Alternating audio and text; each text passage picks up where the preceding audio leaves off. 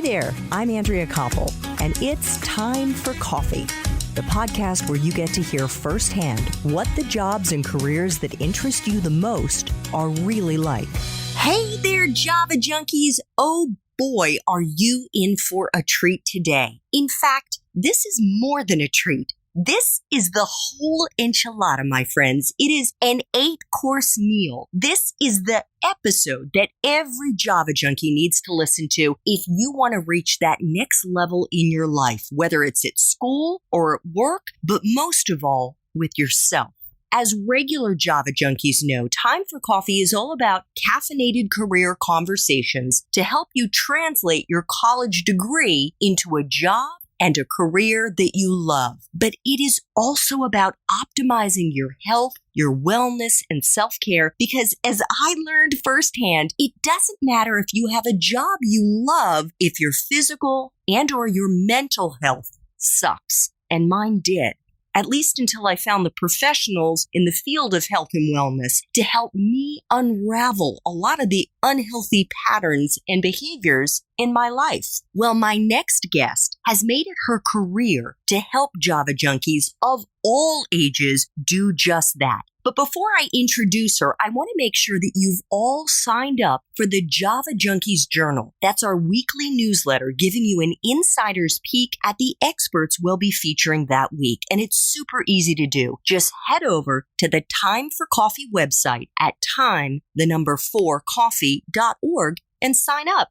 And now, my friends, please grab your mug and take a chug of your favorite caffeinated beverage, because it's time for another caffeinated career conversation. And my wonderful next guest is Lauren Handel Zander, who is the co-founder and chairwoman of Handel Group, an international corporate consulting and life coaching company. Her coaching methodology, the Handel Method, is taught in over 35 universities and institutes of learning around the world, including MIT, Stanford Graduate School of Business, NYU, and the New York City Public School System. Lauren is also the author of Maybe It's You, Cut the Crap, Face Your Fears, Love Your Life, a no-nonsense practical manual that helps readers figure out not just what they want out of life, but how to actually get there. Lauren, welcome to Time for Coffee. How are you doing? Are you caffeinated and ready to go?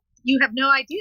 I am allowed only about 2 big cups of coffee so I can sleep at night. But yes, I'm very caffeinated. Awesome. Well, I am so excited to share all of your wonderful expertise and insights with Java Junkies. And before we dig into a bunch of really meaty topics and let you do what you do so well, I thought we could first begin by explaining to Java Junkies, the 18 to 25-year-olds who listen to this show, what a life coach is and what the Handel Method, which you've trademarked, is. A life coach is someone, according to the Handel Group and the Handel Method. So I don't really know every other life coach's point of view, but for us, it really is the ability to design your life, like actually think through all areas of your life. And your coach is going to make you dream and make you learn how to have the integrity to pursue the right actions with that dream after you love your dream, and to break into your own inner dialogue where all the problems happen and really be able to be someone who's proud of the actions they take, not the ones they wish they take and feel bad that they didn't take and drive themselves crazy and eat a cookie. Right. So, so we really are stopping vices in their tracks and really getting a person to live for something that means everything to them and figuring out how to do that. And so what is the difference between a life coach and a therapist? So first of all, our life coaches are trained in what we do. A therapist is never telling you what to do or not do or making you take actions where that's all we're doing. There's a lot of resolving issues, and we really do talk through issues, but it's all because of what you want to accomplish in your life specifically and making a plan. So that is not happening in therapy. In therapy, and I do believe in therapy. Therapy is getting to the emotional roots of issues and teasing them out, understanding your feelings, where all we're doing is getting you to have the conversations you never had, ask the questions you never asked. Like we're doing a lot more journalistic find out all points of view as a grown up versus that you never discussed it with your mother why she divorced your dad. Okay. So we go deep, but we are very action oriented and instructional. Okay. Could you give us an example of somebody maybe that you've worked with and what an issue that was blocking them was that maybe they didn't see, and how you were able to help them move beyond that to realize whatever their professional or personal goals were? People don't let themselves dream is one of really dream. And a real dream is not like what you're going to do over the next 2 years. It's a vision for yourself over the next 50 years, that there's big things that you want to accomplish, even though you're 20, but you want to have children, or you don't know if you want to have children, or you want to be a president or a CEO, but you have no idea if you're any good at being an entrepreneur. So there's complicated things to figure out, which are first, second, and third. And so what's happening is that we help a person organize what's most important to them. So for example, really there was a woman who was dying to be a CEO, start her own business. And then she was in probably her third job of hating her third company, not because she wasn't still learning, but because she was so mad at herself that she still hadn't figured out what she would build if she could build something. Then she also wasn't handling her love life because while she was upset with herself and working so hard and not pursuing her real dream, she was also self-medicating with a few cocktails and eating at night after 10 when she finally got home. So it was very clear that she was 34, 35, we really needed to find love because she wanted children. And we really needed to get that it was time to really sit down and figure out what she really wanted to do with being an entrepreneur. So that's the perfect client, right? Where we're going to give the right assignments for those two things and figure out how to get her to deal. And so ultimately, she figured out that she really had everybody's different. So there's a nuance to everyone. But I swear she had no idea to remember that her boss had entitled her to hire 2 more people if she wanted them. So she was complaining about how much work she had to do, but she really, when it was well, God, you should get someone to, have you spoken to your boss about needing help? You shouldn't be working till 10 o'clock at night. She was sheepishly, oh. So imagine that we figured out she needed to hire people, and she did. Took back her time, and then we created a timeline for her to investigate different potential ideas. She hadn't been giving any time to ideas and thinking what she would like to do. So then imagine that it took about 2 months for her to really figure out a business stream. And then honest to God, she raised the money herself. She got someone she hired.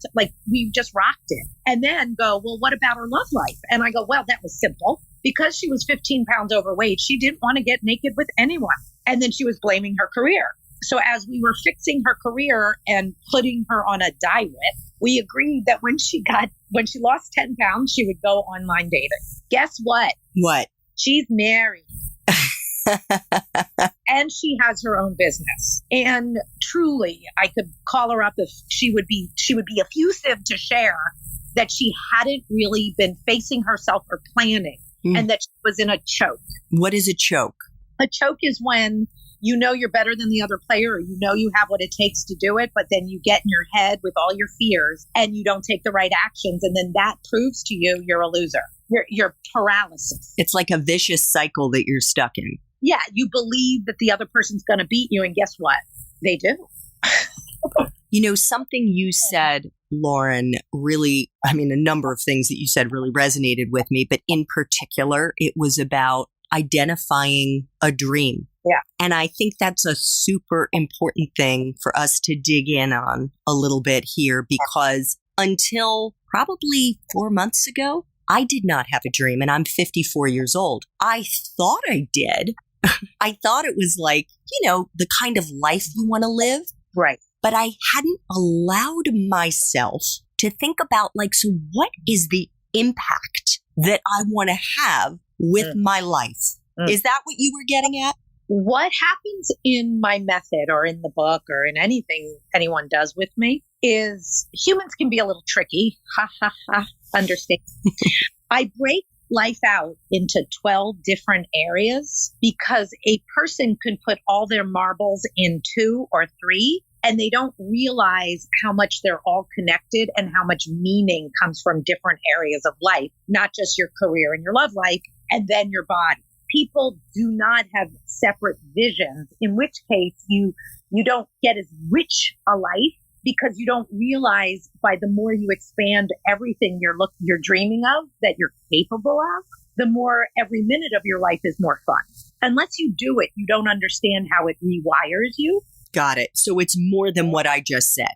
Yeah, it's the beginning of understanding that we limit what we think is possible because of time or because of theories that we have about time and life and money and choices. But we don't have a vision that we really see achievable because we've never sat down to really take the time to dream it out. So can you give us maybe before we get more into how Java Junkies can start bringing this into their own lives, break down a bit some of those 12 areas that you've identified with the Handel Method? Money is different than career. Most people lump them together. Money and your relationship to money and your dream for money includes, and then we give you what it includes, how you spend it, how you respect it. Like money is an entire relationship unto itself every minute of the day when you're grocery shopping, when you're buying anything, when you're not buying anything. Never mind making it and thinking it represents what you're worth. Every area, every one of these 12 areas has booby traps in it and also has your family history in it in ways that most people haven't thought about at all, but are really just at the effect of it. So what happens in the book and in the method is we start to have you take back your rights to a dream and a vision for yourself of what you most want to feel like, act like, and have when it comes to money. Now take the same kind of expansive concept and have that be career. Not career based on money. You see money when you want to see money. Obviously, they're connected just like sex and body are connected, but they have dreams of their own. And so then career is a fulfillment of what for you? Like, and then we have examples of dreams so you can see that I'm not just talking about, I work for a Fortune 500 company, right? It's not this resume kind of cold. It's way deeper and more connected to being alive and what is your life for. Yes. And there really is love and romance and relationship. So this will include, especially for my 20-year-olds, that range, not like I find a wife or husband. Like it's about exploring and learning all different types of people. It gives you a way more expansive way of love, of what does love mean to you? What are the most important ingredients? People think they fall in love with someone that cheats on them or lies to them. They go, but I love them. And I'm like, oh my, you have not explored what love means at all, right? Like, dear God. Right? So what does, what do you mean by that? What does love mean? Love, so there's love in your friendships, love in your family, and love with a lover. So there's different kinds of accountability and relationship to love, and love of life, and love of things, and love of everything. Love is very expansive and hits every area. But when it comes to your love life, people need to sort out. Well, this is now going to get a little more expansive, but when I teach love, I teach you have a head, you have a heart, and you have a hoo-ha. Mm-hmm. And most people think that they're dividing up 100%. And so your head, because, your head wants a good person and wants them to make money and wants them to be successful and wants them to be kind. And like your head has, so they fight over dominance. Does that make sense? The head, the heart, and the hoo-ha. Mm-hmm. And then the heart could mistake what passion is, like what the hoo-ha really thinks. Mm-hmm. So because people have never really sorted out what their head wants, what their heart wants, and what their hoo-ha wants, they've never really assessed having it all. So you're saying they're making a decision with one or two of the three? Oh, all three are making a decision. They're just all disgruntled. Right? So the head, because what I teach is your head is 100%, your heart is 100%, and your hoo-ha is 100%. No one's getting screwed. You just keep selling out and you don't work hard enough to hunt or learn or realize why you don't get what you want, right? It's a much more, there's a reason someone didn't get into Harvard. It's not that tricky. Like the world is real and much of it might even be obnoxious, but fair. And so starting to face your own past, your own, what do you want to learn before you settle down? And why do you want to settle down? Not because you have aging parents and you want grandkids for your parents. That's not going to be a great marriage. There's many things that people don't even understand are driving them. Pleasing their parents, pleasing their religion, pleasing lots of things that they think they could check the box that they're a good person, but they don't even know if they agree. Like if their parents threw it out, would they keep it? Okay. So Lauren, could you share some of your secret sauce to help, first of all, to coach those Java junkies who are still in school right now to optimize their education? And I don't know if I'm right in tying these two together to optimize their education to help them realize their dreams. Is that a correct way to frame it? So first of all, I spent in my early part of the Handel group, I spent 7 years teaching at MIT, which means we did a human study and I developed the whole method sitting there with PhD students and all different kinds of students. And the biggest mistake students are making is they don't realize how much relationships are everything. Like in the end, when I go college, I name 3 people that are my dear friends. I name 2 professors that really changed my life that I stayed connected to that helped me. There is what you're learning, great. But what most people aren't doing is networking nearly enough for their next job, for the relationships in their life, for people they're impressed with. They're not dating enough friends or potential professors one day that they will want a letter from and really know the professor. The professor is needs students to want to talk to them too. Mm-hmm. The biggest promise I could get a person to make that's in school right now is to figure out questions for a professor and go set up a meeting. Go meet you should have 2 meetings a week with important people that you can find. And that is because these are mentors that you can be cultivating. You'll have they're ambitious people, right? The head of the newspaper, the head of this, like participating in the community and relationships in the community that are in your university should be sacred. And so many people have their 6 friends and are in the track they're in and aren't really risking and learning how to have grown-up conversations or find out if they could do a project for a very famous professor that's there. Like, give yourself things to do that are really exciting and are risky. So if you have a fantasy about you love music, then go get on the radio. Get out there, kids. Most of the pushes that really would change your life aren't going to come from getting a bigger A. Right. You'd be better off with a B+ and 2 relationships.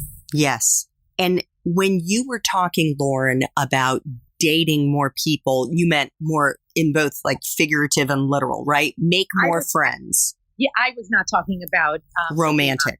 It was all rated PG. So explain that, the friendships, the networking that goes beyond, including your professors, but to also encompass your fellow students. Yeah. So here I am. I'm 48 years old now. And if you go, who are you still friends with from GW?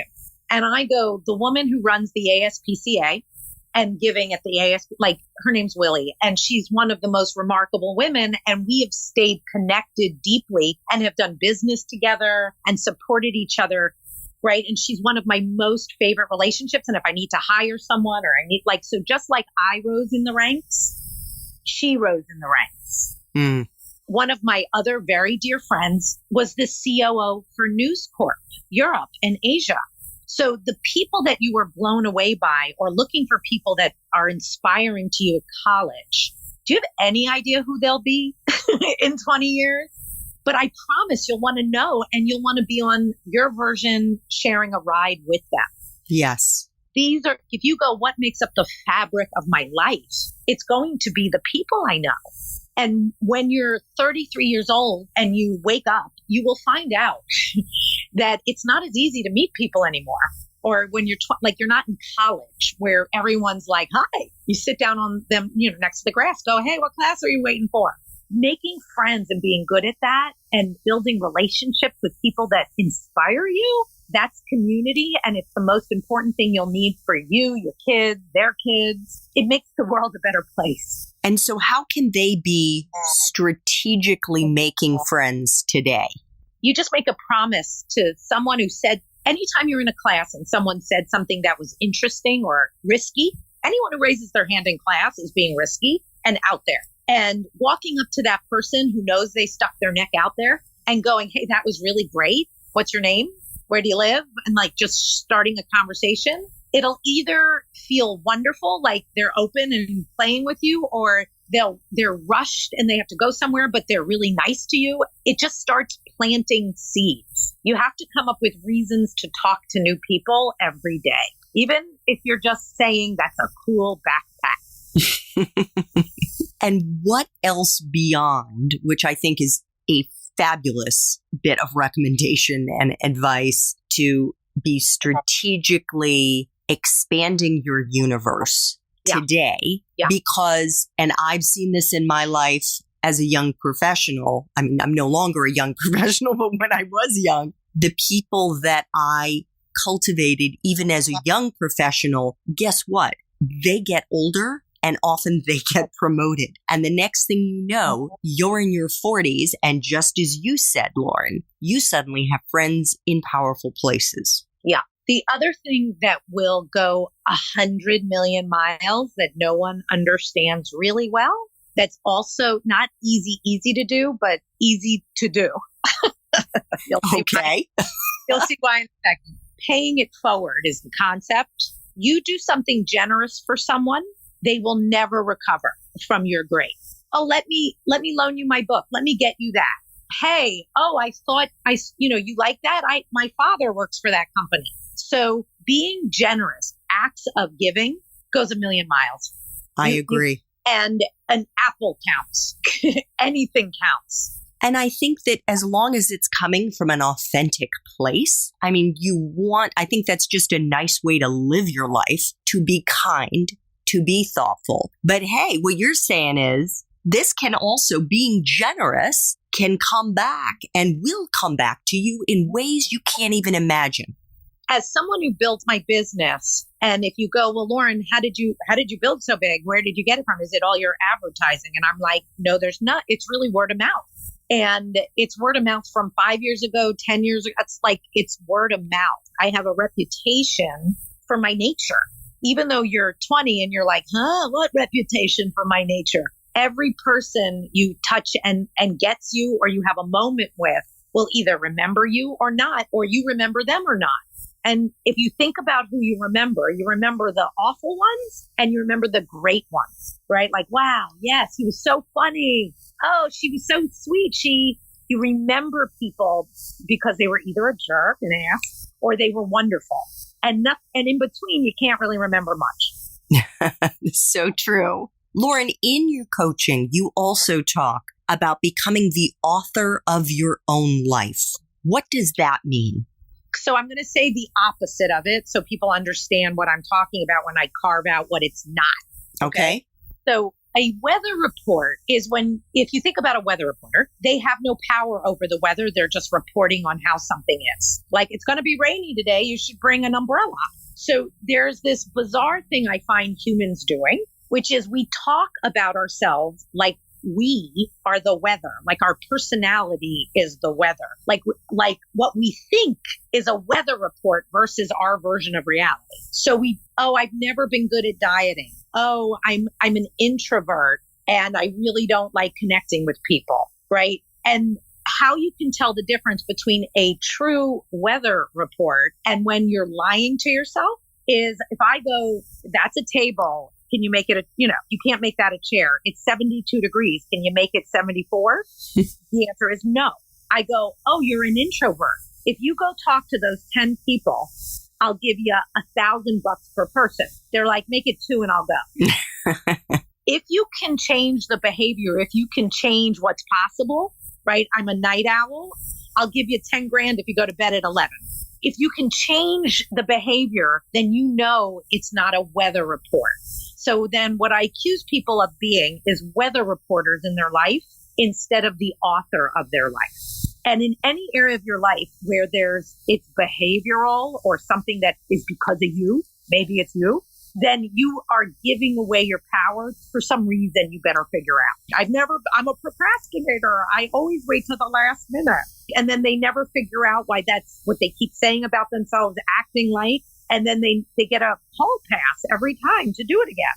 So you're saying, sorry, you are a procrastinator because you are allowing yourself to continue to be a procrastinator. Yeah. And stop feeling bad and eating the cookies and saying then you need sugar all night. Like everything then turns into the next reason why you had no choice. If the weather only stayed in one region, it wouldn't be so bad, right? The weather report that's screwing you with your family is the same one screwing you in your dating career and also going for a job. If you're a procrastinator, do you send all the resumes out on time? Do you think being slow with getting a job is going to work out well? Or do you think, asking the girl out, being slow about that's going to work well? Right. So that my husband was shopping for a car with his cousin yesterday. Yeah. Is like anal and needs to be perfect. And they came upon the exact car he was looking for, wanted to spend. But the cousin was like, I know this is perfect, but let's go see the other two cars. And then if we love this one, I'll come back and get it. And my husband, David, was like, that's not the right move, right? He looked at him and he's like, you want to spend another 2 hours. Okay. When you got what you want. Guess what happened? They saw the other two cars. They sucked. They immediately called the guy and the car was already sold. Oh, gosh. But that actually makes a better story for you. It just had off the press where someone's behavior tolerates something and then causes the same cavity. So at 25 years old, you're already repeating your patterns. You're not like some 10-year-old who has no patterns yet. Yes. So you need to, and this is where a coach comes in, and we're going to get into inner you in a moment, but where a coach can help you to uncover what your kind of the drivers are behind the patterns in your life. The truth is, over my 20 years of work with individuals, which is how I developed everything, the insights that a person needs to have, if they'll do the homework, it really is it's leading the witness. Like if you answer this question and then this question and then this question, and you read 4 examples before, and you don't cheat and you stay doing the work, you actually can have all of these insights yourself because you have a nuance in your story, but the nature of being human has us be repetitive. So it's really like, that's why I can talk to anyone and read their homework once and lay out what they need to do for the rest of their life. Because we all fall into certain categories. Yeah, we have exactly how we use our vices. We don't have new vices. We're not that tricky. We're tricky, but we're not that tricky. And the pile of things we have to clean up or change about ourselves is not 100, it's 4. And then learning how to be honest and figuring out what you most want in your life and being true to that. Like there's basics to us and those can be figured out in my program. And then if you can afford a coach, then that's awesome, but you don't need a coach. Great. If you'll get an A at the homework. So before we get into the inner you, your online platform, can you talk to those Java junkies who are in the workplace? What advice do you have for them? How can they get their careers off on the right foot and set themselves up for professional success? No matter what, even if you don't love the career move you're in right now, until you move, you need to get an A at the job you're in right now so you respect yourself. And how to get an A just isn't doing your job every day. It's that you're acting and believing that you want the next 4 promotions, like you're on a track. And so the most fun you can have at a job is to want the job 4 ahead. So you're learning voraciously where you are and you're speaking bigger and bigger and bigger to everyone around you because you're developing yourself as a leader. You should always be 4 jobs ahead, even if it's not the career path you end up in. What do you mean by speaking bigger? So if you know you want the president's job, and it's okay, you're, a director, it's 3 jobs away. There's how you would speak in a meeting. There's how you would prepare for the meeting. You wouldn't raise your hand last or when you got called on, you'd come prepared so that people notice your level of effort, not to show anybody else up, but really to just be getting an A. There always is how to get an A in any room. And it's way more fun to figure out how to get an A than it is to survive being in the room. Definitely. And so that's just when in your day-to-day, get an A. And an A is always practicing having a vision and how it relates to today so that everyone around you will miss you when you leave. Oh, I'm so sorry to hear that. Can I help you? Oh, I know someone in that field. Yes. You're always leaving your reputation, even with how you say good morning. People really do not get this. So it's planning for 4 jobs ahead. Yep. It's bringing your A game every day, which, if I could just add a little caveat to that, means not just doing what the job requires. It means going above and beyond. It means extra credit. Yeah. Teacher's pet. Exactly. Let's continue that school theme through there. You also talk about truth telling, Lauren. What do you mean by that? Oh my. I make this joke that if I could eradicate anything on earth, I would eradicate lying. And then I think world peace has better odds. Right. So in the book, I go through that there are really 7 or 8 different ways we lie. And there's studies on how lying impacts your health and well-being and stress that make it so obvious that lying is one of our biggest problems to our own existence. And how we manage ourselves and what we'll tell people and won't tell people or feel we'll get judged by or what's true for us. Like the amount we lose our own voice because we've been lying since we could figure out how to talk and get an extra cookie if no one noticed. Okay. Or hit our sibling and not get in trouble. And then ask, all you have to do is say no. And then we seem to get away with it. Right? I wonder why we lie. Because it works. See, government. Anyway, lying, when you start to face all the ways you lie, the reason you face all the ways you lie is you realize that a lot of your lies shape your personality and how you relate to your confidence and what you think is possible in your whole life. And I have profound, freaky examples. You ready? You want a good one? I'm ready. Imagine that I coached at MIT, right, for a long time, still do. But that Harvard students used to come over, and we had students from all over that came over to take the classes. We had an MD PhD student that was at Harvard and MIT. Does that sound smart or what?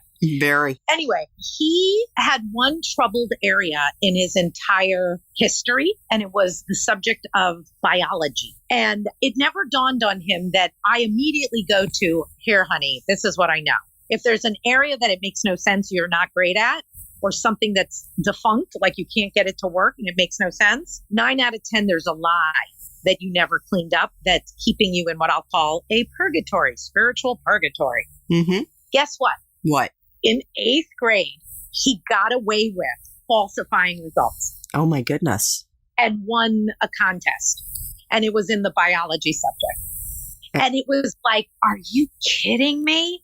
And I was like, dude, you want to make a wild bet?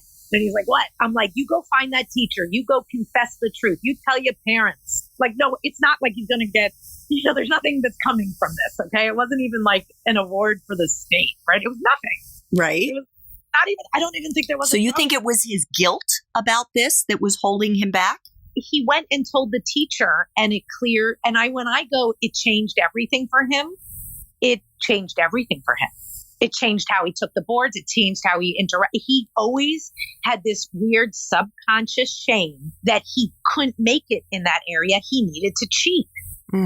You all think like there's the girl you can't get. There's the job you can't get. There's the relationship you can't get. There's something wrong with you. You think the odds that I would find a lie early on in your life that you believed and never resolved. Because on some level, we're really interesting justice systems, right? Right and wrong, good and bad, morality, right? We're all over the place about it anyway. But we don't realize how we plague ourselves with crimes we've committed. And, I go deep into lying in the book because it's the greatest way to change your life quickly. is to break through those lies, break down what your lies are.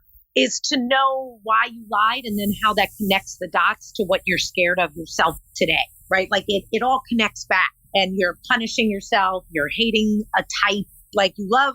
It even can be, I have examples of all these things. It even can be keeping you out of an industry because you got weird and hurt being an artist when you were 12. So we just, I call it all our cockamamie. This is the book, Maybe It's You, Cut the Crap, Face Your Fears, Love Your Life. Yeah, okay.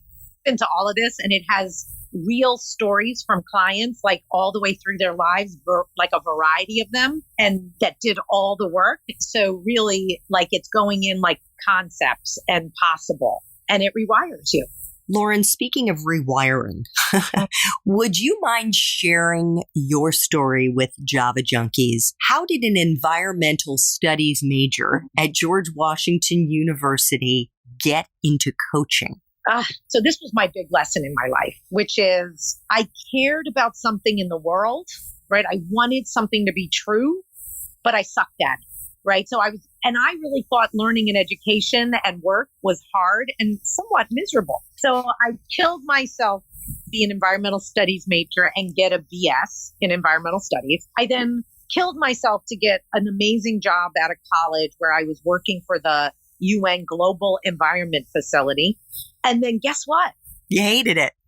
I hated it. Like I was going to smoke cigarettes, eat too much, and shoot myself. Right. And was devastated and humiliated that I had no idea what I wanted to do and I got everything I wanted. So that's when I had the big revelation, where I hit the wall and had the big revelation, which was that I don't love that. I don't, if you really followed me around, the only thing I loved is talking to people and knowing them and loving them. Like I just wanted to help you and to know why you're dating that guy. And let's see if we can figure out if you're dating your father or your mother, right? Like, I wanted to use every piece of information that ever did or didn't make sense to me and figure it out when it came to human nature. Yep. And so I didn't figure that out till I was 23, 24 after I went completely the wrong way. Oh, but that's so young. You figured it out young. I was a vegetarian and then a vegan and was like, I really looked funny changing my mind. Do you understand? It's like the kid who tells everyone they're going to be a doctor, be a doctor, be a doctor, be a doctor. That was me. So you were 23, 24, and you were like, I hate this. I don't want to do this. And so what did you do then? I then challenged myself that if I didn't figure out what I really wanted to do, I would go into the Peace Corps because it takes about 2 years to get in the Peace Corps. Yep. So I filled out my Peace Corps application. And then I gave myself till they called. And if I wasn't doing something, I didn't really want to go to the Peace Corps. I just thought it'd be good for me and I deserved it. Right. And I also thought it was a funny, consequence if I didn't figure it out by then. And it was a good threat. I filled out my Peace Corps application and then started to search for what was true for me. And then started to, it wasn't too far long into it that I realized that I needed to flip save the trees, kill the people to love the people so they see the trees. Oh, I like that. I realized I was very Mark Hyman, like I wasn't working on the root cause. So he thinks everything goes back to the gut. Right. I was, oh my God, everything goes back to the human. Nice. Lauren, before we wrap, I have 2 final questions for you. Sure. One, if you could go back to GW and do it all over again based on the wisdom that you have today, what advice would you give yourself? Meet more people. Like I only walked away with 3 relationships that matter to me, and I didn't try to have more. Okay. So the very advice I already gave is I would have whipped myself with. 1. And then for me, study what you love to learn, not what you think should be learned.